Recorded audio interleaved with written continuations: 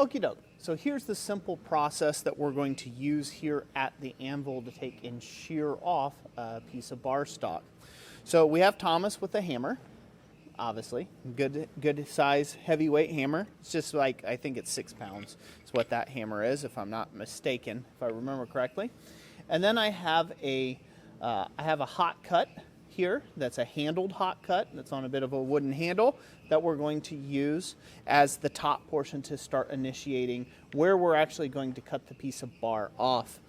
But before we pull the bar steel out, and this is 5/8 square that we'll be working with today, I want to take and illustrate why or how this is working and why it works so well. So this is for anybody who has nice edges on their anvils, or what I like to say, where they have nice sharp edges on their anvils. If you have really radiused edges on your anvils, you can't do this. You have to find a spot where you've got a nice sharp edge, or create one in some way, whether that be in a block that's on here, like a square edge block, like so. You can take an edge block like this and, sharpen it up real nice and sharp and use that as like an edge of your shear. But if you do have anvil edges that are nice and crisp, or an area that has a nice crisp edge, that's going to work best for this. Again, you're shearing the piece off. You're not trying to bend it in two here. So all of the shearing starts with marking out with your line where you're going to go with this, and then you come over to the edge of the anvil. So it's very important that you're not cutting right on the edge of the anvil when you go to shear off, but that you're shearing to just the side of the anvil. That is what puts the metal in a shear plane and ends up shearing the metal cleanly through. This is a very speediest way of really expediting the process of removing a bit of material off the end of a bar or a heavy chunk. Now, some guys will use like a hardy tool, like a hot cut hardy, and then use a chisel on top.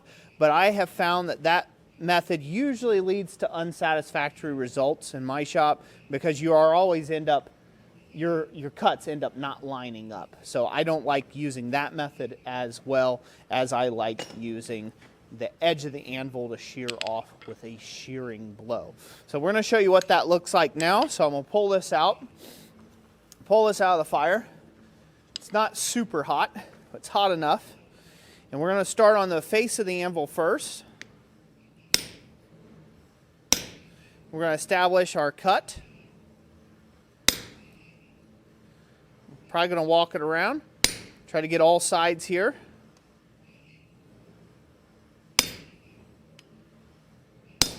Okay?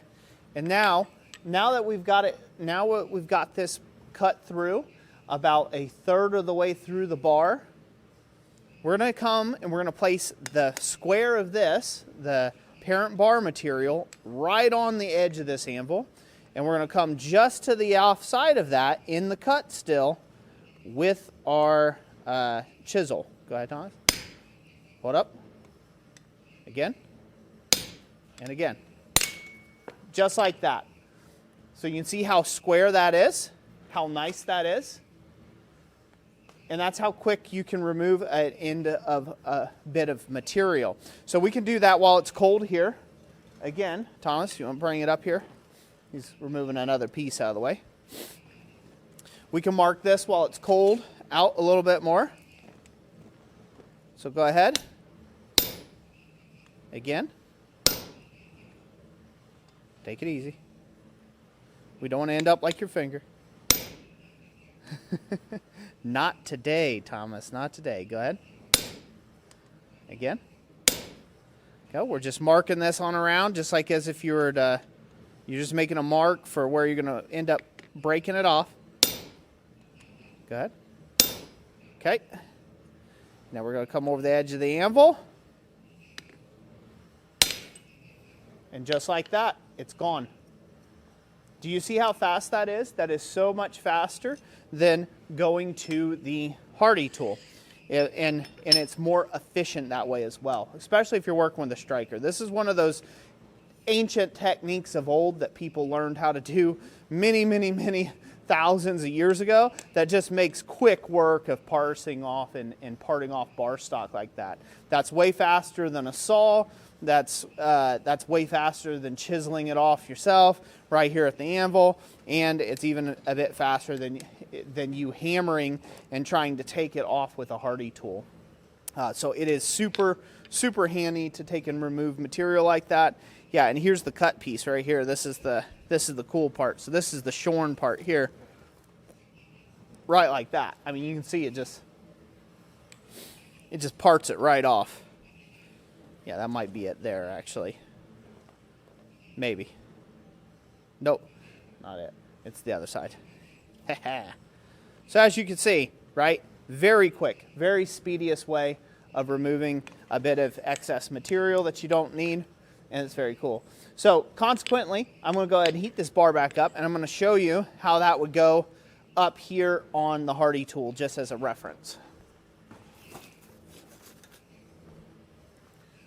All right, we're nice and hot. We'll get this set up.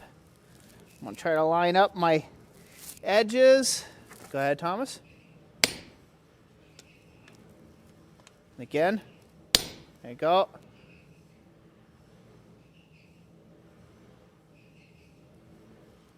Go ahead.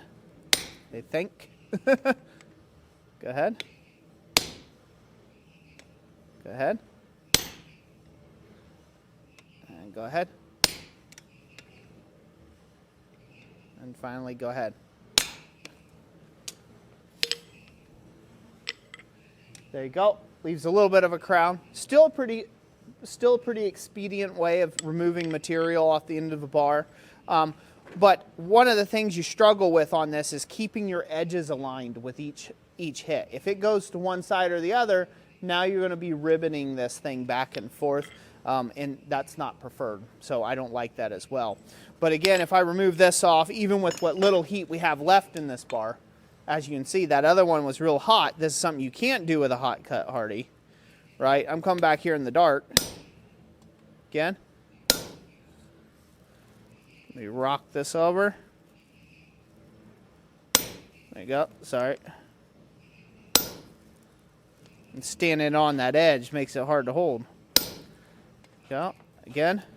And you see that this is cold now. This is kind of way beyond heat.